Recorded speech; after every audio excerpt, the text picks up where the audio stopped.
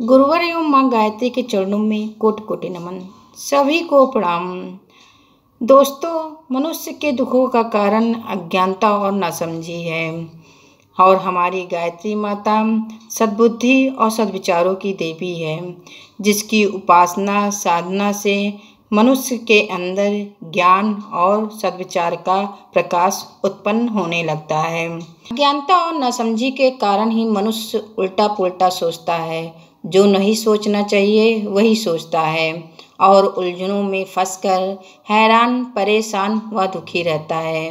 अपनी शक्ति व क्षमता का सही ज्ञान न होने के कारण ऐसे असंभव काम हाथ में लेता है, जिससे असफलता और निराशा ही हाथ में लगती है।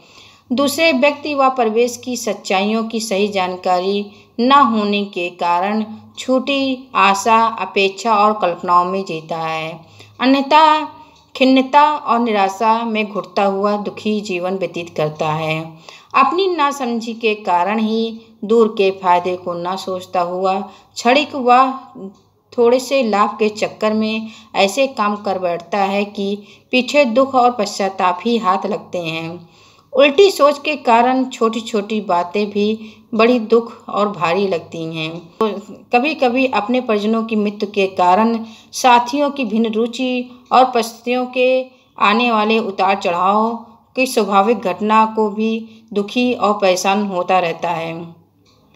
किंतु अपनी अज्ञानता के कारण व्यक्ति इन्हें नकारता है और सोचता है कि मैं जैसा चाहता हूँ वैसा क्यों नहीं हो रहा है। जैसे लगता है कि उसके सामने उसके विपरीत प्रतिकूलता उसके सामने आई ही ना। इस असंभव आशा की विपरीत जब उससे घटना होती है तो भारी कष्ट को भोगता हुआ दुख प्रतीत करता है। अज्ञानता और नासमझी के कारण ही मनुष्य कदम कदम पर घोर पीड़ा यातना भरा जीवन जीने के लिए विवश होता है। यदि स्वास्थ्य बिगड़ा हुआ हो, बीमारी घेरे हुए हो, तो स्वादिष्ट भोजन भी अच्छा नहीं लगता है। मधुर संगीत, सुंदर दृश्य भी उसे सुहाना नहीं लगता है।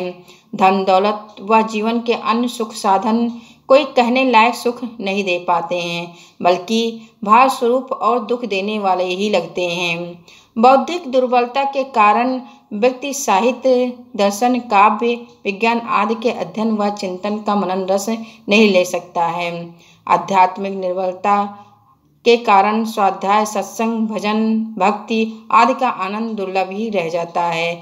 अज्ञानता और नासमझी के कारण निर्बलों को मिटाने सताने के लिए अनेकों चीज़ें उसके सामने दुख प्रतीत होने लगती हैं। छोटी छोटी बातें भी उन पर भारी पड़ती हैं। सर्दी जहाँ खिलाड़ियों के लिए मजबूत बनाती हैं, तो कमज़ोर को सर्दी, निमोनिया और गठिया जैसी बीमारियां खड़ी कर देती हैं। वहीं पर बुद्धिमान व्यक्ति दुख कष्ट भरी चुनौतियों के बीच ही अपनी शक्ति व गुणों का विकास कर पाता है। साधनों के अभाव में योग व सामर्थ्य व्यक्ति भी बेबस लुंज पुंज महसूस करते हैं। गायत्री रूपी कामधेनु ही सद्बुद्धि का प्रकाश फैलाती है, किंतु गायत्री साधक अपनी समझदारी, धैर्य, साहस और ईश्वर के विश्वास के आधार पर इनको हल्के में पार कर जाता है।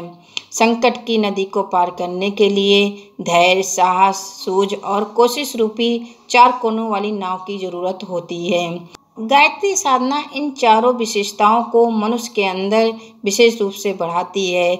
गायत्री वास्तव में बड़ी चमत्कारी साधना है। इसके प्रभाव में कई बार मनुष्य संकटों से इस तरह बच निकलता है कि उसे देवीय चमत्कार के सिवा कुछ नहीं कहा जा सकता है। जय गुरुदेव।